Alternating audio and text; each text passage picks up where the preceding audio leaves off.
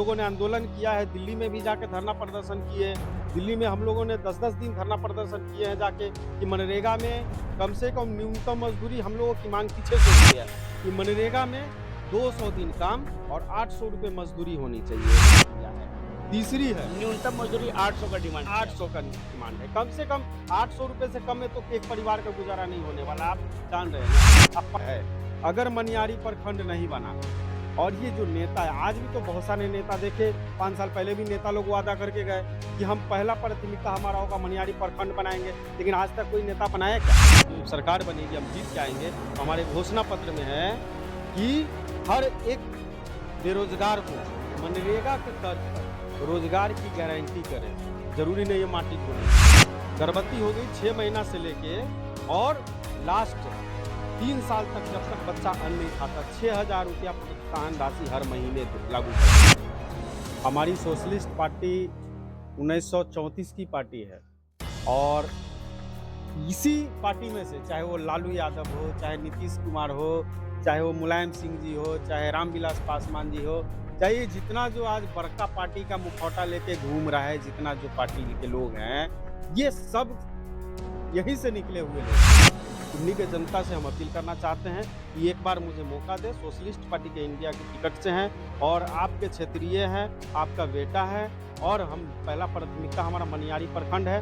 पूर्वी में मनियारी प्रखंड बने और पूर्वी के लिए मैं पूरा जी जान लगा के मेहनत करने जा रहा हूँ। तो हमारा इसीलिए पहला प्राथमिकता है कि समान शिक्षा प्रणाली लागू होना चाहिए। क्या आपके साथ जो लोग पहले से थे, जो पदयात्रा तक गए, वो लोग आपके साथ रहेंगे? बिल्कुल हमारे साथ है, एक-एक लोग हमारे साथ हैं। चलिए, नामांकन का दौर अब खत्म हुआ। अभी हम कुर्नी विधानसभा क्षेत्र में बैठे हैं। बिहार आम चुनाव हो रही है और बिहार विधानसभा चुनाव में जितने भी पार्टी के जो भी दल के लोग हैं, पहली चरण का जितना भी नामांकन होना था सभी जगह हो गया। कुर्नी विधानसभा क्षेत्र में ये अभी हम बैठे हैं सोशलिस्ट पार्टी के जो प्रत्याशी हैं अजय सहनी। इनसे अभी हम बात करेंगे क्योंकि इन्होंने नामांकन दर्ज कराया है और सोशलिस्ट पार्टी अब आई है बिहार में भी और ये महासचिव भी हैं बिहार के। और सोशलिस्ट पार्टी का क्या विजन है और किस विजन पर ये चुनाव लड़ रहे हैं, इन्हीं से जानेंगे। लेकिन एक चीज़ और बता दें कि बड़ा इंटरेस्टिंग हो गया है, कुर्नी विधानसभा क्षेत्र में जो है राजद का प्रत्याशी बबलू कुशवाहा को बनाया गया है, यानी कि जातीय समीकरण के हिसाब से इस बार कुशवाहा जाति को टिकट दिया है। और उधर बात करें तो पहले जो विधायक थे, जो पंचायती राज मंत्री थे, उन्हें भाजपा विश्वास करके फिर से टिकट दिया है।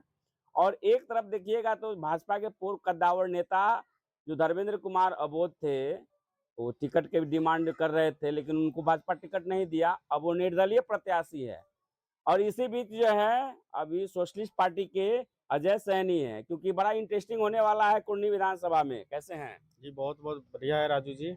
ये कैसे हैं आप? तो अभी अपना नामांकन दर्ज करा चुके हैं। इसके अतिरिक्त देखा जाए तो कई एक चेहरा अभी नजर आ गया है। वैसे में आप अपने आप को कहाँ देखते हैं? देखिए, चेहरा कहीं आ जाए उससे क्या फ़र्क पड़ता है? हमारी सोशलिस्ट पार्टी 1934 की पार्टी है और इसी पार्टी में से चाहे वो लालू यादव हो, चाहे नीतीश कुमार हो, चाहे वो मुलायम सिंह जी हो, चाहे रामविलास पासवान जी हो, चाहे ये जितना जो आज बड़का पार्टी का मुखौटा लेके घूम रहा है, जितना जो पार्टी के लोग हैं, ये सब यहीं से निकले हुए लोग हैं। यही इसका जो छात्र विंग के कार्यकर्ता थे ये लोग और इसी से निकल से सोशलिस्ट पार्टी से ही निकल के ये लोग आज जो भी बड़का पार्टी का मुखौटा ओढ़ रहे हैं, ठीक है?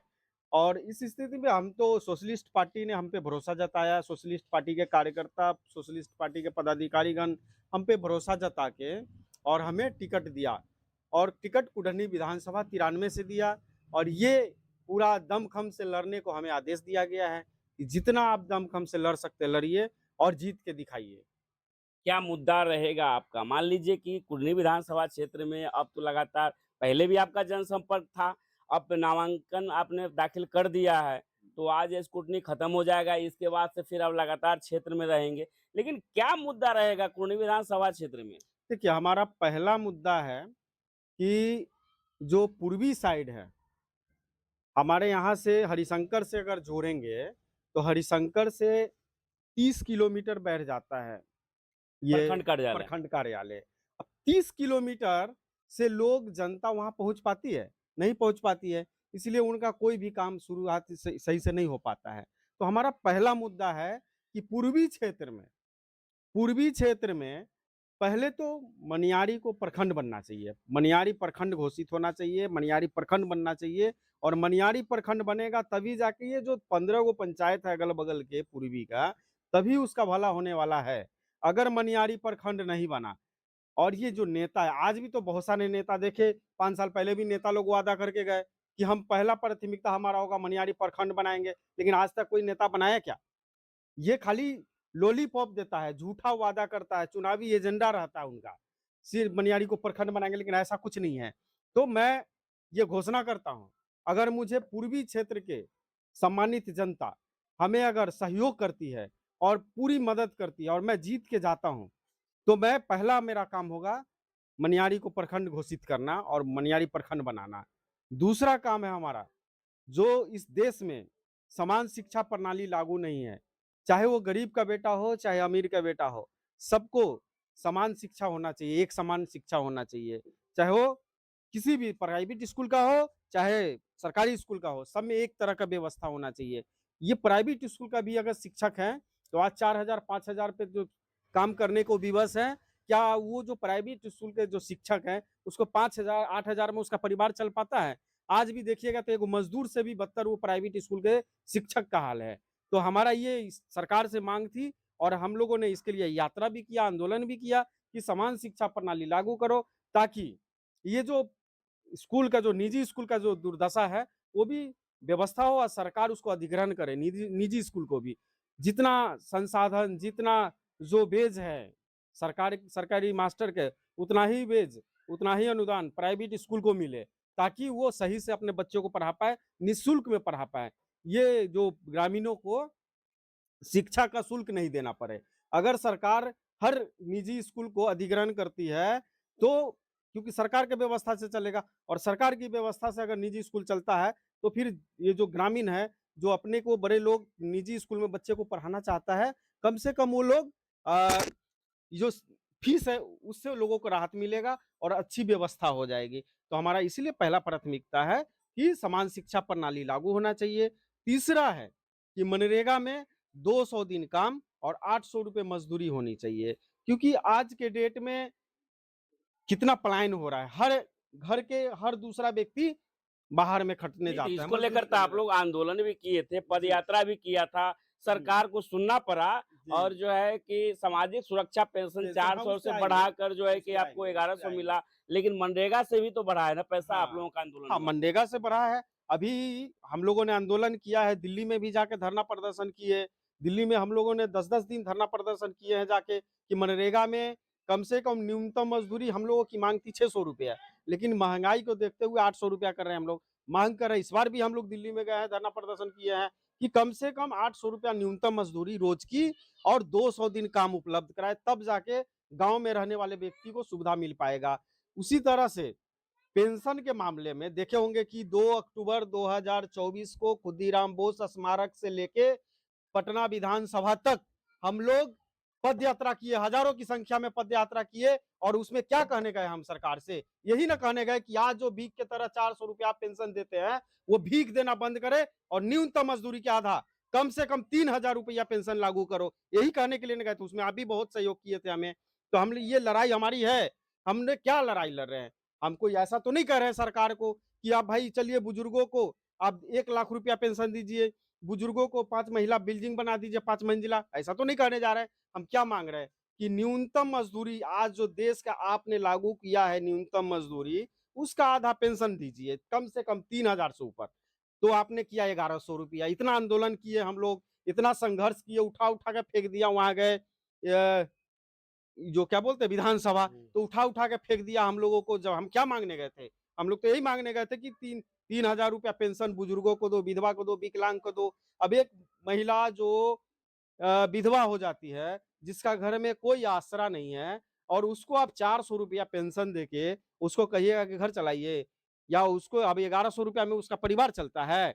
कम से कम 3,000 रुपया होना चाहिए। क्या? तो इसी तरह हम लोगों ने बहुत सारी योजना है, अभी हमारी जो घोषणा पत्र में है पार्टी के, कि हर गर्भवती महिलाओं को, जो गर्भवती होने से गर्भवती हो गई 6 महीना से लेके और लास्ट 3 साल तक जब तक बच्चा अन्न नहीं खाता, 6,000 रुपया प्रोत्साहन राशि हर महीने लागू करवाएंगे। तो प्रत्येक माह लागू करवाइएगा। प्रत्येक माह लागू करवाएंगे 6,000 रुपया।